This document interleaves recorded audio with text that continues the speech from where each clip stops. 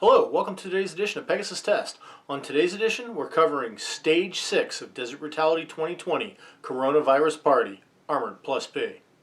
Alright, well this was the last stage of Desert Brutality, but it was my first stage on the second day. And how did this day start out? Started out at 21 degrees, very cold, that's how it started out. And I know it was 21 degrees because that's what the thermometer in the truck said when I parked.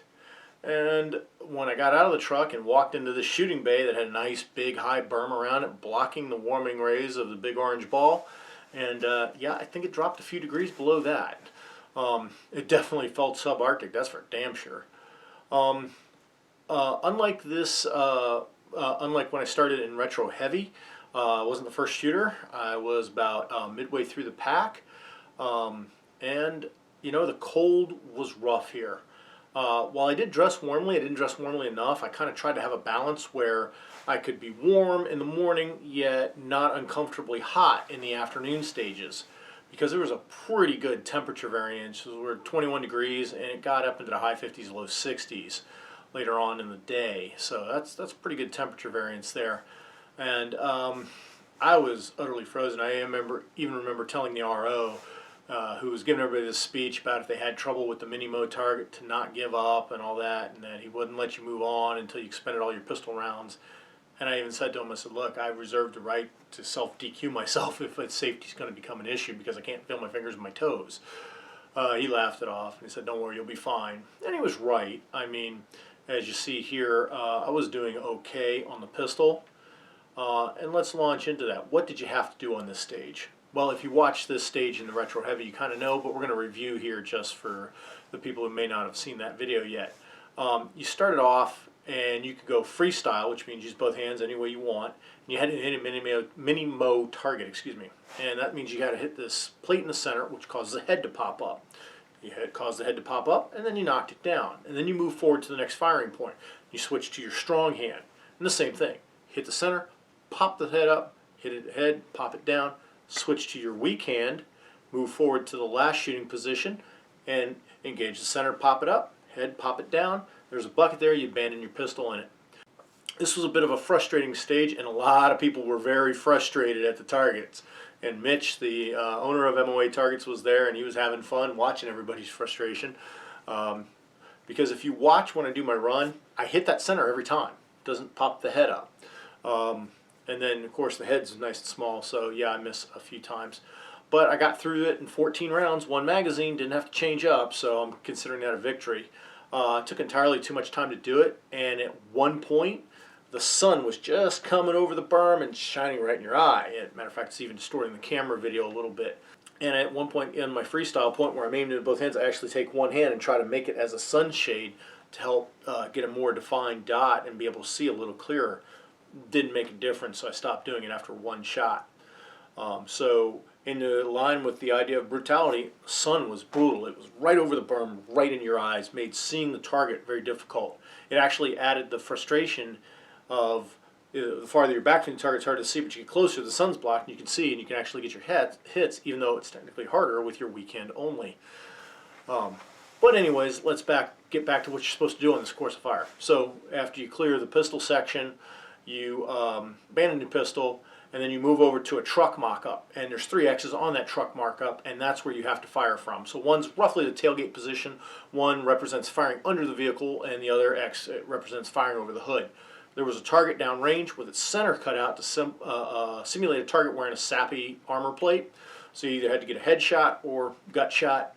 And then once you got 2 hits, then you move from the truck to just, they had a vertical barricade, get 2 more hits on that target, unload, show clear, RO calls you clear, then you maneuver over to Connex box. They had some railroad ties piled up. You climbed up like a ladder, got up on top of the Connex, and there was a small barricade there that had a T-slot cut in it.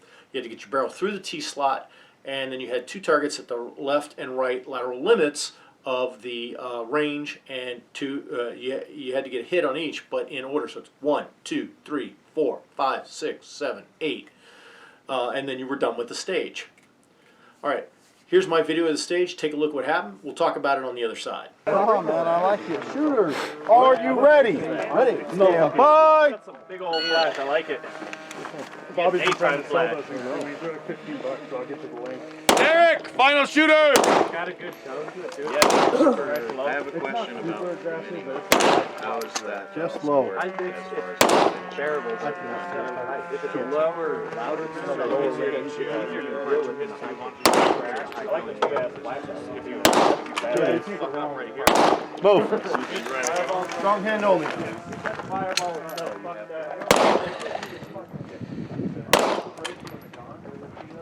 Move. Weak hand only.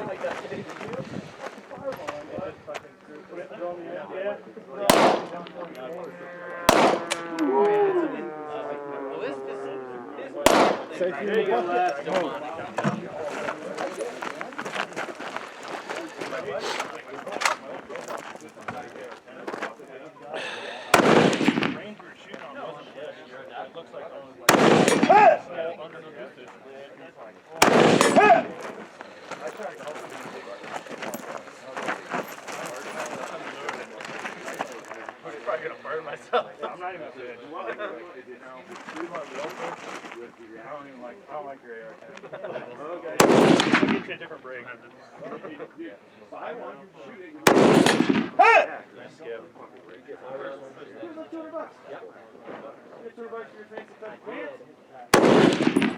I know how. Yeah, that's what I fucking. Yeah, and how much is that top? 100 or something. How much is that top? 200 for pants. When I look at it. Call it out. Yeah, but you don't I have a dollar for you. Like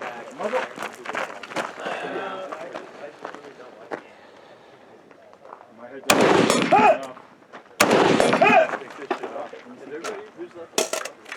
Move! Oh, yeah. Come on, Les. Where are we at next? Home rotation. Yep. Very Watch that barricade with the.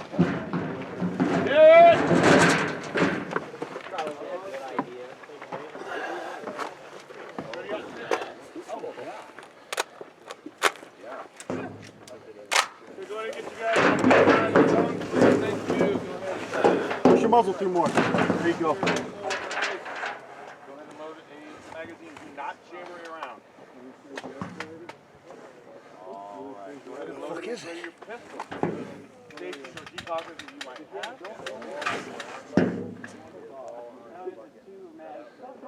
You have two with you? You have more than One! Watch that barricade. Done. Yeah, man, good run. All right, that was my run. I think we'll all agree that was a less than stellar performance. And I'm going to chalk it up to the cold. I mean, I literally couldn't feel my fingers and toes on this one.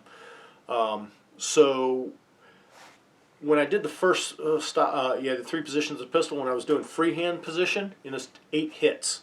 Now the good thing is each hit does hit the center plate. You do see it move. So I'm not missing wildly. I'm just not getting that sweet spot to get the head to pop up. But I do it. I get the head down. I've already expended half my magazine. Move up to the next position.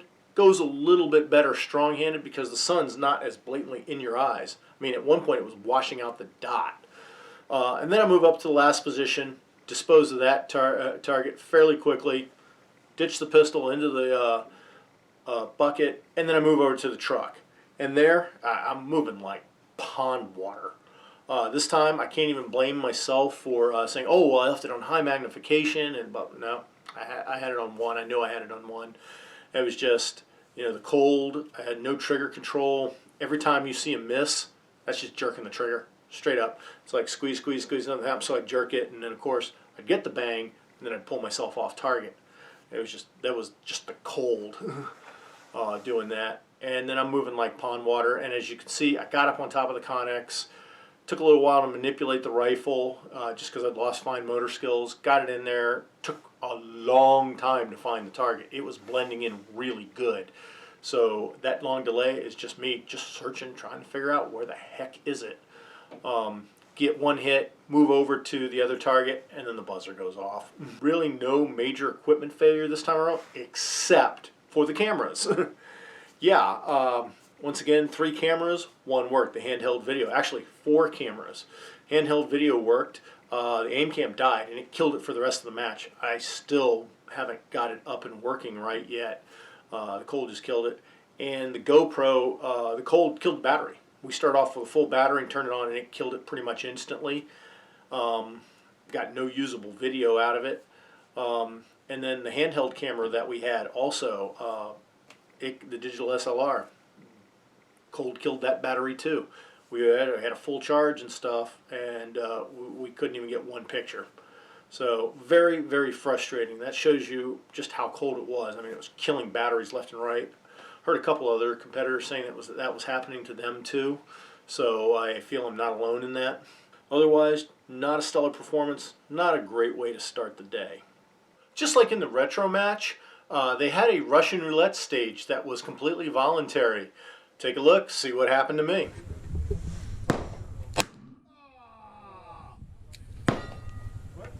Alright, well that wasn't the best possible outcome, but at the same token, by the time I just shot the Russian roulette, I'd already shot 5 of the 6 stages. I'd racked up a ton of penalties. What could 1 more hurt? Alright, so now we're done with all 6 stages of Desert Brutality 2020. What are our conclusions? Or more specifically, what are my conclusions? Well, my conclusion is it was a blast. It was well worth it to do it in Armoured. That of all the Desert Brutalities I've shot all 3 that they've had. This is the first time I've done it in Armoured, and it was awesome. I had a great time. It was an interesting challenge. I definitely picked a gear set that was not conductive to moving at the speed needed to win this competition, but be that as it may, I did have a great time.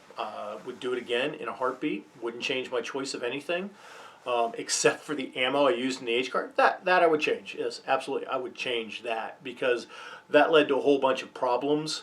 And you know, in my mind right now, this is fresh off the event. I'm like, well, you know what? I gotta do this again. Do the exact same thing next year with better ammo, and I bet you I'll have a better result. I may or may not do that. We'll see what next year brings. But I can guarantee I will be back at next year's Desert Brutality. It's too good to miss. That concludes our stage coverage of Desert Brutality 2020.